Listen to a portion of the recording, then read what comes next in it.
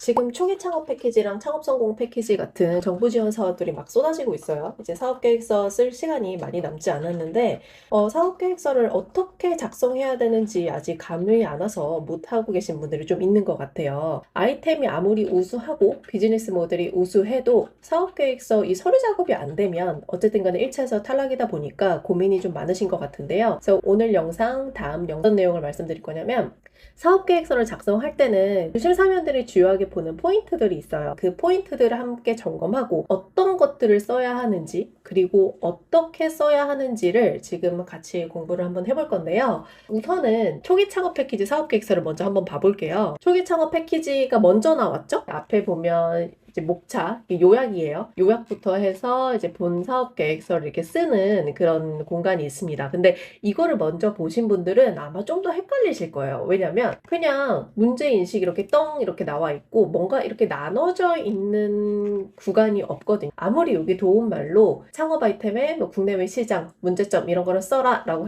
나와 있어도 내가 직접 이걸 어떻게 구분해야 하는지 헷갈리실 텐데요. 자, 이거는 창업 성공 패키지예요. 창업 성공 패키지를 보시면 약간 감이 오실 거예요. 보면은 요약도 이렇게 쓰세요 하고 나와 있는데 이 분뱅이 샘플 사업 계획서는 작년에도 있던 거거든요. 그래서 일단은 여러분들이 창업 성공 패키지에서는 이런 샘플 사업 계획서를 볼 수는 있다. 그런데 이거를 참고하고 쓰면 그렇게 결과가 좋지는 않을 거예요. 왜냐면 너무나 이 시인성이 안 좋게 써 있거든요. 그리고 좀 대충 써 있는 경향이 있어요. 그래서 참고만 하되 이거 그대로 이렇게 쓰지는 않으셨으면 좋겠고, 보시면 창업 성공 패키지에서는 문제 인식, 제품 서비스의 개발 동기, 제품 서비스의 목적 필요성 이렇게 나눠져 있어요.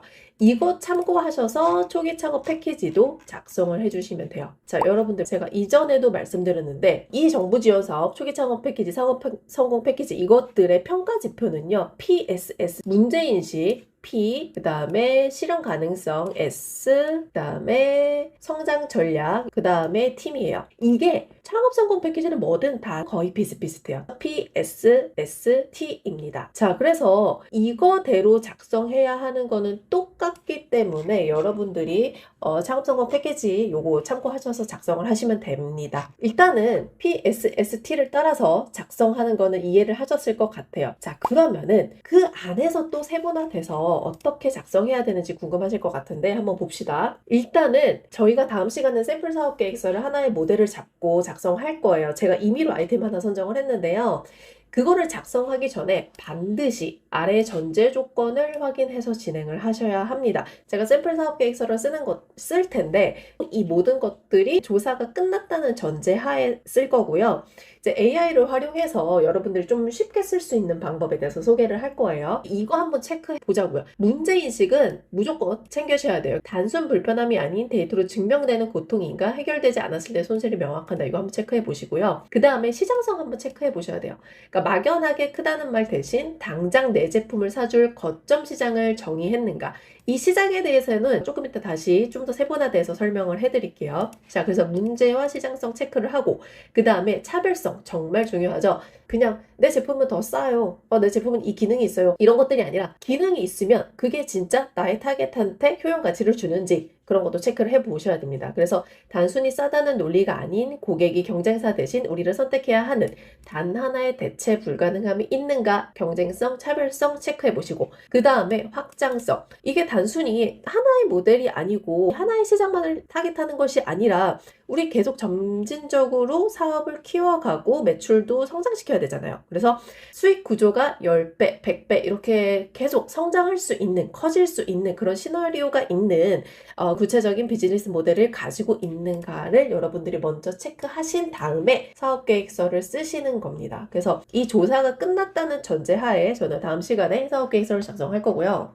합격을 결정짓는 한 끝에 대한 걸 한번 정리를 해봤는데 일단은 이 질문 진짜 많이 하시거든요. 제가 이 사업에 대해서 뭐 경력이 있는 것도 아니고 뭐 전공을 했던 것도 아닌데 과연 되냐 이런 말씀 하세요. 근데 사실 투자 유치 같은 데서도 조금 비즈니스 모델이 부족하더라도 팀이 우수하면 뽑는 경향이 있는데요. 그만큼 팀이 중요해요. 그런데 내가 지금 팀원도 없어. 내가 또 제로 베이스야. 이런 경우에는 물론 좀 불리하기는 합니다. 근데 그럴 경우에는 인원 충원 계획이라든지 내가 조금 역량은 부족하지만 나의 협력사가 이만큼 우수하다. 우리는 같이 만들어 나가고 있다. 이런 것들을 여러분들이 작성을 해주시면 일부 보완이 됩니다. 하지만 당연히 팀 역량이 있는 게 제일 좋긴 하겠죠. 그리고 가끔 그런 경우 있어요. 이거 굳이 정부 지원 안 받아도 할 수 있는 정도인데요? 하는 경우 있거든요. 이런 당위성이 있어야 돼요. 이 정책의 적합성, 그 정부 지원금을 왜 지원해 주는지에 대해서 이해를 하셔야 돼요. 고용 창출이 정말 중요하거든요. 나 그냥 혼자 잘 먹고 잘 살 거예요. 이게 아니라 내가 이 사업으로 인해서 이만큼 매출을 상승시키고 그만큼 직원들도 뽑을 수 있다. 고용 창출을 할 수 있다. 뭐 이런 것들을 얘기해 주셔야 되고, 우리나라는 수출로 먹고 사는 나라죠. 그래서 이 수출 가능성이 언급이 되어 있어야 되고,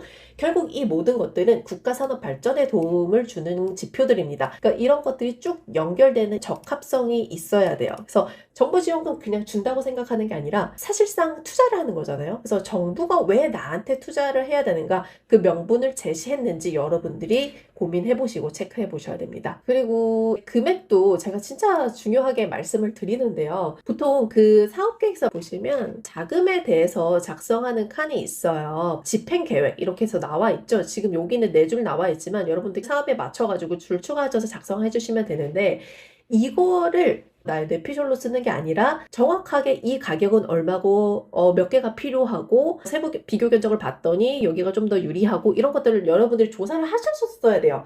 그거를 했다고 하면 여기서 세부적인 집행 계획이 나오거든요. 그래서 이런 게 당위성이 있는지도 체크해 보셔야 돼요. 진짜 가끔 이거는 1,000만이어도 그냥 만들 수 있겠는데 하는 것들이 집행 계획을 가지고 1억 이렇게 쓰면 안 되잖아요. 그래서 그것도 생각을 해 보셔야 된다.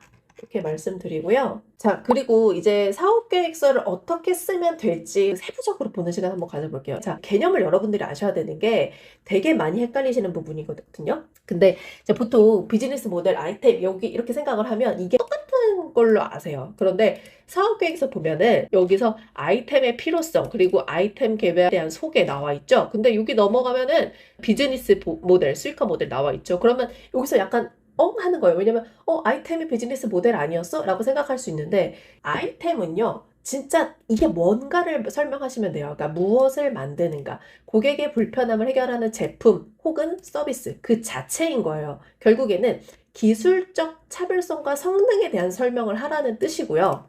비즈니스 모델은 뭐냐면요, 어떻게 돈을 버는가에 대해서 설명을 해야 됩니다. 그러니까 예를 들어 가치를 전달하고 수익을 창출하는 지속가능한 구조, 유통, 가격, 고객관계 뭐 이런 거죠. 그러니까 예를 들어서 뭐 에어비앤비라고 하면 에어비앤비 그 자체에 대한 차별성, 뭐 비즈니스 모델은 여기가 에어비앤비고 여기가 고객이고 고객한테 정보를 제공하고 여기서 이제 입점한 업체들한테 수수료를 받는다, 이런 것들이 바로 비즈니스 모델이에요. 그래서 아이템은요 엔진이고 비즈니스 모델은 그 엔진을 돌려서 움직이게 하는 시스템이라고 보시면 됩니다. 그래서 이 비즈니스 모델을 오히려 좀 더 중요하게 보는 경우가 있어요.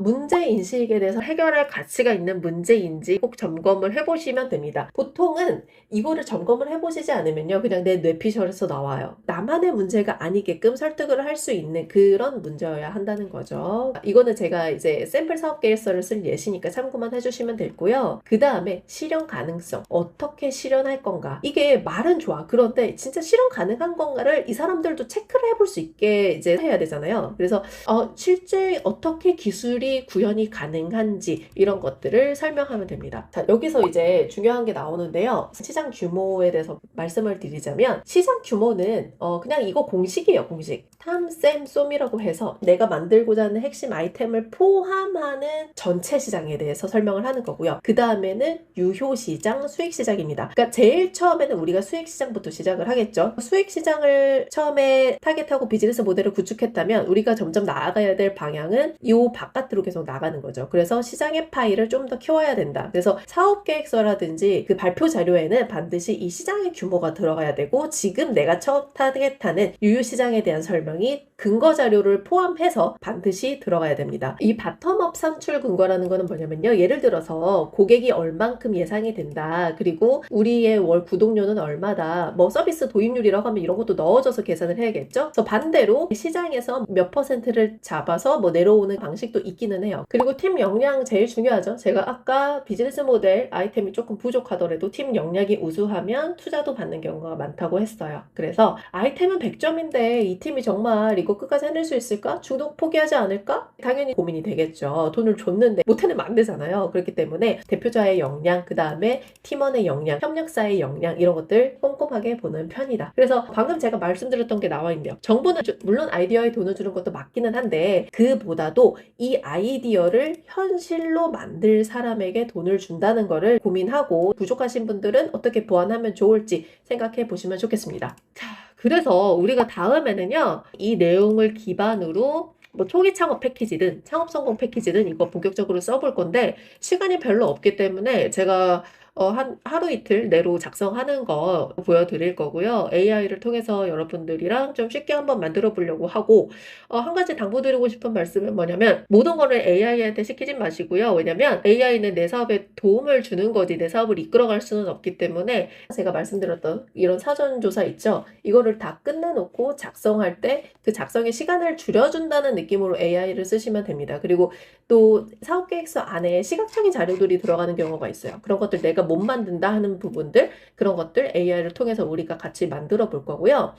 그 이후에는 또 어떤 걸 할 거냐면 이렇게 제가 그 사업계획서를 바탕으로 웹페이지 구글 제미나이를 통해서 만들어 봤는데요. 이런 거 한번 만들어 보면 그 사업계획서에 이런 식으로 실현을 시킬 거다라는 거를 예시 자료를 또 넣을 수가 있고요. 그리고 이렇게 경쟁사 비교 분석 이런 것들 있죠. 이런 것들도 얘네가 다 만들어줘요. 우리 기업 강조하기 이렇게 해서 박스를 쳐서 이거를 복사를 한 다음에 사업계획서에 넣는 방법도 있고요. 하나하나 표를 만드는 게 아니라 그 다음에 사업 로드맵은 어떻게 할 건지 글로벌 진출 어떻게 할 건지 요거는 참고를 하시고 내가 생각한 방향성과 맞는지 점검해 보신 다음에 최종 수정하시면 됩니다.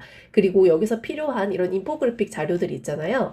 요런 것들 이거 되게 자료가 좋은데 발표 자료, 프레젠테이션 자료에는 넣으면 참 좋을 것 같아요. 그리고 추가적으로 사업계획서를 작성을 하신 다음에는 여러분들이 바로 발표 자료를 준비를 하셔야 돼요. 그리고 발표 연습을 하셔야 되는데 발표 울렁증이 많으신 분들이 상당히 많거든요. 그래서 이게 연습을 하지 않으면 실전에서는 더 떨려요. 냉정한 사람들이 그 아이 컨택도 잘 안 해주고 좀 공격적이에요, 느낌들이. 그래서 여러분이 더 긴장을 하기 때문에 사업계획서를 제출하자마자 그 선정이 되고 않고의 유무를 가리지 마시고 일단 바로 발표 자료를 만드셔야 됩니다. 그리고 연습하셔야 되는데 발표 자료는 요즘 너무 쉽게 만들 수 있어요. 사업계획서를 썼다라고 하시면 그냥 그 노트북 LM 같은데 이렇게 자료를 넣잖아요. 그러면은 발표 자료 프레젠테이션이 뚝딱 만들어줍니다. 예시로 한번 볼까요? 그래서 문제인식에 대해서 나왔죠. 이미지 자료랑 인포그래픽 자료까지 그 다음에 텍스트까지 아주 적절하게 넣어줍니다. 자, 그래서 이런 솔루션이 있어요. 이것도 되게 보기 좋게 해놨죠. 촬영하고 변환하고 견적 산출. 자, 참고로 지금 이 아이템은요, 제가 샘플로 만들 아이템이에요. 있는지 없는지 뭐 이게 뭐 우수한지 아닌지 저 모릅니다. 자, 그래서 이런 기술이 있다라는 것들을 설명을 하고 있고요. 그래서 우리 기업에 어느 정도이다라고 나와 있고 시장에 대한 것도 당연히 설명을 해야겠죠. 마켓이 어떻게 구성이 되어 있다. 그리고 아까 제가 말씀드렸던 거 아이템이 아니라 비즈니스 모델, 수익화 모델은 이렇게 돌아간다 라고 나와 있고요. 스케일업 전략, 글로벌로는 어떻게 할 거다. 그 다음에 이 시리즈 A 이런 거는요, 이제 투자 관련한 거거든요. 프리 A, 뭐 시리즈 A 뭐 이런 것들이 있어요. 그래서 그걸 자금 조달 부분이죠. 그런 거는 내가 어떻게 할 거다라고 설명을 하고 있고요. 그 다음에 여기는 이제 팀원이 어떻게 돼 있다. 이미지 자료인데 여러분들 사진으로 대체를 하시면 되겠죠. 자, 그렇게 해서 이렇게 발표 자료를 만드는 것까지 쭉 보여드릴 거예요. 그래서 다음 시간에는 본격적으로 저의 샘플 비즈니스 모델 아이템을 가지고 사업계획서를 쓰고 발표 자료 만드는 것까지 한번 시작해 보겠습니다. 감사합니다.